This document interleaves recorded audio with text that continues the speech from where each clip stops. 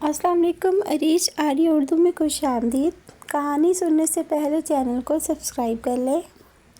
ایک انوکھی محبت کی کہانی لے کر آپ کی خدمت میں حاضر ہوں۔ لال چوڑیاں لگتی ہیں میرے ہاتھوں میں ایسے جیسے چاند پہ رکھ دیے ہوں کچھ پھول گلاب کے۔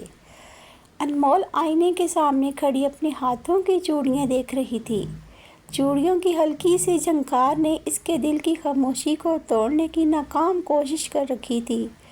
وہ بہت خوبصورت تھی، ایسی خوبصورتی جس پر ہر کوئی رک جائے، مگر اس کی دل کی آنکھوں میں ایک عجیب سی اداسی ہمیشہ بسی رہتی تھی۔ وہ 7 بھائیوں کی ایک اکلوتی بہن تھی، ماں باپ کی لاڈلی، پورے گھر کی جان، مگر اپنی ہی زندگی میں کہیں کھوئی ہوئی۔ کوئی اسے ذرا سی تکلیف میں بھی نہیں دیکھ سکتا تھا۔ انمول باہر نہیں جائے گی، ایک بھائی فوراً کہہ دیتا، اسے آرام کرنے دو، ڈاکٹر نے اسٹریس لینے منع کیا ہے۔ دوسرا اس کے پاس آ بیٹھتا۔ وہ سب اس سے بے حد محبت کرتے تھے، مگر یہی محبت اس کے لیے خوبصورت قید بن چکی تھی۔ انمول کی زندگی کا سب سے بڑا سچ اس کی بیماری تھی۔ اسے دل اور گردوں کا مسئلہ تھا۔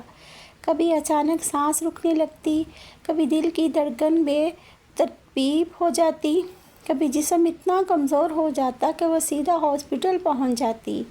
گھر والے ہر وقت خوف میں جیتے تھے۔ ماں اکثر رات کو اٹھ کر اس کے ماتھے پر ہاتھ رکھتی اور خاموشی سے دعا مانگتی۔ باپ باہر سے مضبوط نظر آتے، مگر اندر سے ٹوٹ چکے تھے۔ 7 بھائی ہر وقت اس کے گرد حصار بنائے رکھتے۔ انمول ہنستی بہت تھی، ہر کسی سے پیار سے بات کرتی، سب کی خوشیوں میں شامل ہوتی، سب کو کمفرٹیبل دیتی، مگر حقیقت یہ تھی کہ وہ خود بہت اداس رہنے والی لڑکی تھی۔ رات کو جب سب سو جاتے تو وہ کھڑکی کے پاس بیٹھ کر آسمان کو دیکھتی اور سوچتی، کیا میری زندگی کبھی عام لڑکیوں جیسی ہو سکتی ہے؟ مگر جواب ہمیشہ خاموشی ہوتا۔ اس کی سب سے قریبی دوست مشال تھی۔ مشال اس کی ہر خاموشی سمجھتی تھی۔ دونوں ایک دوسرے کے بغیر ادھورے تھے، مگر مشال کی اپنی ایک ادھوری محبت تھی۔ وہ آریان نامی لڑکے سے محبت کرتی تھی۔ آریان سادہ، مخلص اور بہت اچھا انسان تھا۔ دونوں ایک دوسرے کے بغیر نہیں رہ سکتے تھے، مگر قسمت ان کے ساتھ نہیں تھی۔ جب یہ بات گھر والوں کو پتہ چلی تو دونوں خاندانوں نے سختی سے انکار کر دیا۔ یہ رشتہ ممکن نہیں۔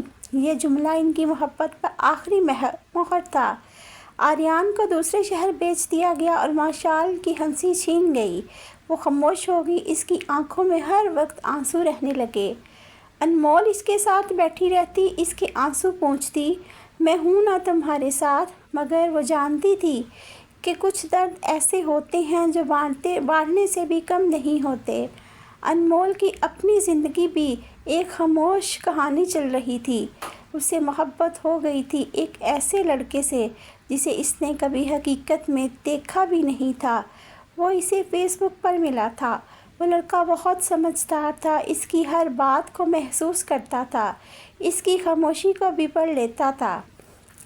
تم اتنی اداس کیوں رہتی ہو؟ اس نے ایک دن پوچھا۔ انمول نے جواب دیا، بس عادت ہے۔ وہ لڑکا اس کی زندگی میں سکون بن گیا تھا، مگر انمول نے کبھی اسے اپنی بیماری کے بارے میں نہیں بتایا۔ وہ جانتی تھی کہ وہ مکمل نہیں ہے، اسی لیے وہ کسی کی زندگی میں اپنی ادھوری حقیقت شامل نہیں کرنا چاہتی تھی۔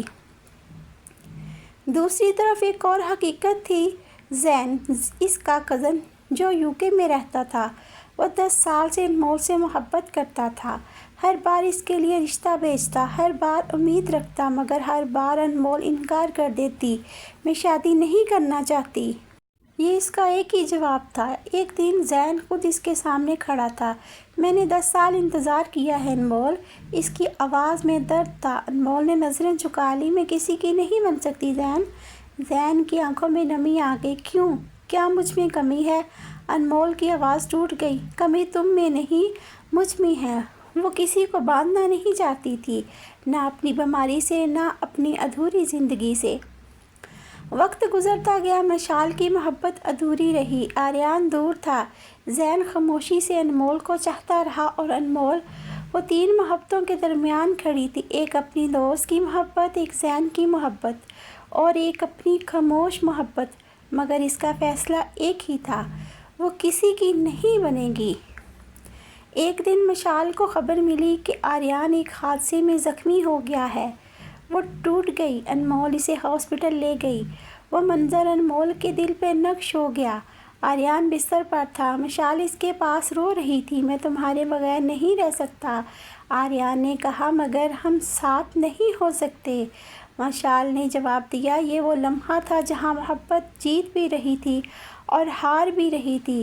انمول دروازے پہ کھڑی یہ سب دیکھ رہی تھی اور اسے محسوس ہوا کہ اس کی اپنی محبت بھی اسی انجام کی طرف جا رہی ہے۔ اسی رات انمول نے فیس بک کھولا اور وہ لڑکا آن لائن تھا۔ آج بہت مشکل دن تھا، اس نے کہا۔ میں ہوں نا، فوراً جواب آیا۔ انمول کی آنکھوں سے آنسو بہنے لگے۔ اگر میں تمہاری نہ ہو سکی تو؟ چند لمحے بعد جواب آیا، محبت ہمیشہ حاصل کرنا نہیں ہوتی۔ انمول نے آنکھیں بند کر لی۔ وہ جان گئی تھی کہ اس کی محبت بھی ادھوری ہی رہے گی۔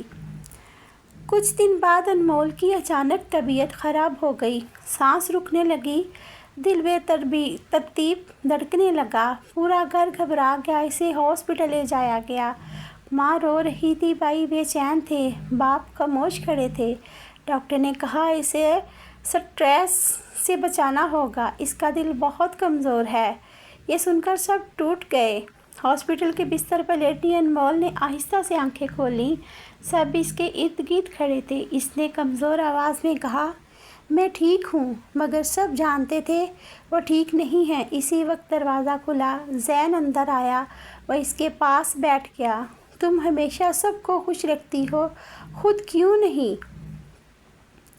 انمول نے مسکرا کر کہا، کیوں نہ کہ میں خود کو کبھی مکمل نہیں سمجھ سکی۔ زین نے اس کا ہاتھ تھام لیا۔ تم میرے لیے مکمل ہو۔ انمول کی آنکھوں میں آنسو آ گئے، مگر اس نے ہاتھ آہستہ سے کھینچ لیا۔ وہ کسی کی نہیں بننا چاہتی تھی۔ رات کو وہ ہاسپٹل کے کمرے میں اکیلی تھی۔ اس نے فون اٹھایا، فیس بک کھولا اور وہ لڑکا آن لائن تھا۔ مجھے ڈر لگ رہا ہے، انمول نے لکھا۔ میں ہوں نا، جواب آیا۔ انمول مسکرا دی، آنکھوں سے آنسو بہنے لگے۔ کچھ دن بعد وہ گھر واپس آ گئی، مگر اب وہ پہلے جیسی نہیں رہی تھی۔ وہ اور زیادہ خاموش ہو گئی تھی۔ ایک رات وہ چھت پر کھڑی چاند کو دیکھ رہی تھی۔ ہوا چل رہی تھی، چوڑیاں بج رہی تھی۔ اس نے آہستہ سے کہا، میں سب کو محبت دیتی ہوں، مگر خود کیوں نہیں دے سکتی؟ کوئی جواب نہیں آیا، اور شاید یہی اس کی قسمت تھی۔ انمول جو سب کی تھی مگر کسی کی نہ ہو سکی، ایک لڑکی جس سے سب نے چاہا مگر وہ خود کبھی مکمل نہ ہو سکی۔